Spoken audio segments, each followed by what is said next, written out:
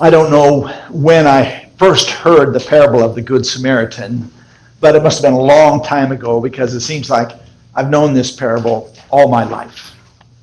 It is so simple that a child can immediately understand it, but it has so many layers of depth that you can read it again and again and always get something new out of it. A teacher of the law stood up to test Jesus, and he asked him this question, "Teacher, what must I do to inherit eternal life?" And Jesus answered him with a question. "What is written in the law? What do you read there?" And the man said, "You shall love the Lord your God with all your heart, all your soul, and all your mind, and all your strength, and your neighbor as yourself." And Jesus said, "You have answered rightly. Do this, and you shall live." But the man wanted to justify himself. And so he asked another question, "And who is my neighbor?" Well, to answer him, Jesus told a story, told the parable of the Good Samaritan. And we all know it well. A man went down from Jerusalem, which is on the mountain, to Jericho, which is down the valley, a wilderness place, a dangerous place. And he fell into the hands of robbers who beat him and robbed him and stripped him of his clothing and left him for dead. Now a priest was going along that road, and when he saw the man, he passed by on the other side. And when a Levite was passing by, he also saw the man, and he passed by on the other side. But a Samaritan, a foreigner, when he saw the man, he was moved with pity, and he stopped and he dressed and bandaged his wounds, and he put him on his donkey, and he brought him to the nearest inn. And he took care of him, and the next day he told the innkeeper, "Take care of this man, and when I return, I'll pay for anything that, any charges that were run up." And then Jesus asked the teacher of the law, "Which of these three do you think was a neighbor to the man who fell into the hands of robbers?" And he said, "Well, I suppose it was the one who showed him mercy." And Jesus said, "Go, do likewise."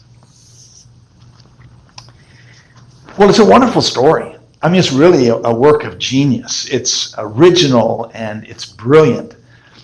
It hasn't been found in any other sources, so almost surely this is an original story that Jesus created. And it emphasizes mercy and caring and openness. These are the marks of the gospel, the centerpieces of Jesus' ministry: mercy, caring, and openness. I got to thinking about this parable, and I was wondering, how did Jesus come up with this story? Where did it come from? And what if he had told a different story? For instance, what if he had told this story? Once there was a family who lived on the outskirts of a village, and one day the father and the children went out to the fields to work in the fields, and the mother was left alone in the house.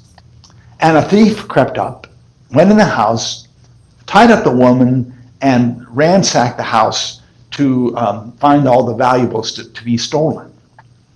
Now it happened that a priest was coming by that way, and when he heard the woman's cries, he passed by on the other side.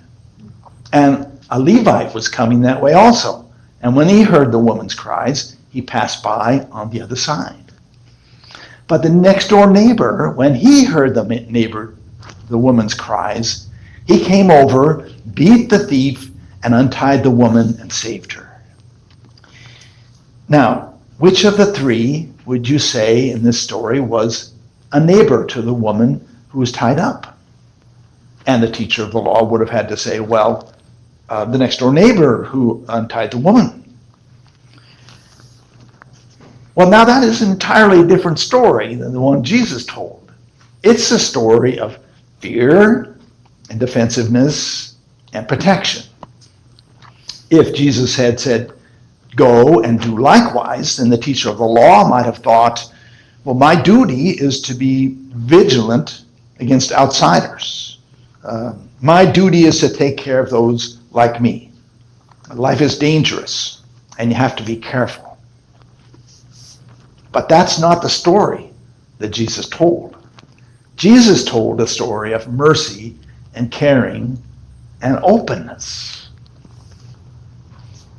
So I wonder, what are the stories we're telling ourselves today? Do we tell stories of mercy and caring and openness, or do we tell stories of fear and defensiveness and protection? Because the stories we tell are the stories that define us, and we become the stories that we tell.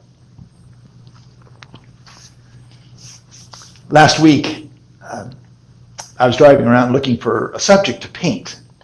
You know, I like to go into the forgotten places, the back roads, and find something that's interesting to paint. So I'm always looking for new places. And I pulled off the road near Gorst into this, there's a little place that's kind of secluded where you can park, and there's a trail that goes down to the estuary where I like to go to find subjects to paint. Kind of a sketchy place, it's muddy with potholes, and there's usually some trash and beer bottles and used needles. And when I pulled into this area, I saw right away that there was a kind of beat up old car broken down there with the hood was open, and there was somebody in the passenger seat with a hoodie on. And immediately alarm bells went off. And I said, this is not a good place. Get out of here. So I turned the car around and I left. Well, later that day, I was reading through the gospel lessons for Sunday and read the story of the Good Samaritan. And immediately I recognized myself. I was the priest who passed by on the other side. I don't know why that guy was there or what he needed. I've been broke down on the side of the road before, and I know what that feels like. I mean, maybe he just needed a jump start, and I could have done that. Maybe he just needed a friendly face and some words of encouragement. I could have done that, but I turned around and left. So I felt ashamed of myself. I recognized myself in the story. I was the priest in the story. So that's why this story of the Good Samaritan is so effective. We put ourselves into the story. We recognize ourselves in the characters of the story, the priest and the Levite and the Good Samaritan. We live by our stories. If we tell stories of mercy and caring and openness, that's who we become. And our stories are like plumb lines for our lives.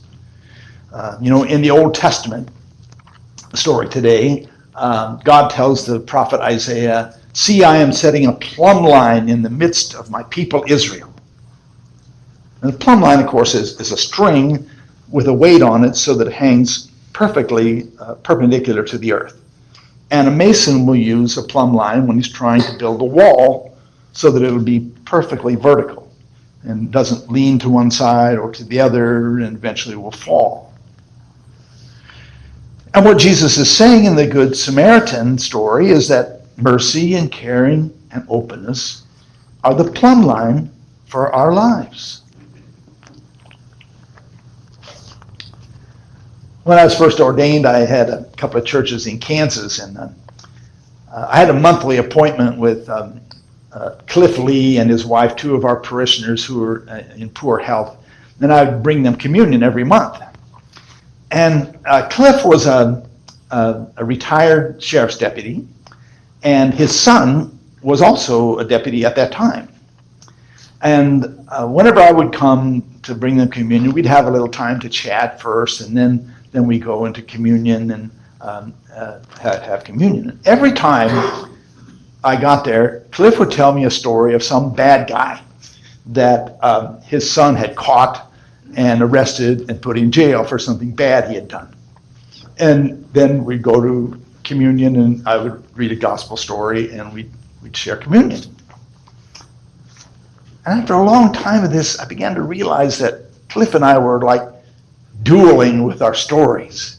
He would tell a story of punishment and judgment, and I would tell a story of forgiveness and healing. And we go back and forth, him telling one story and me telling another story. It's like we were in a battle with our stories.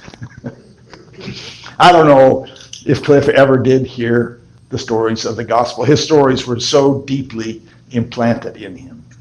But I knew which story I wanted to hear, for sure.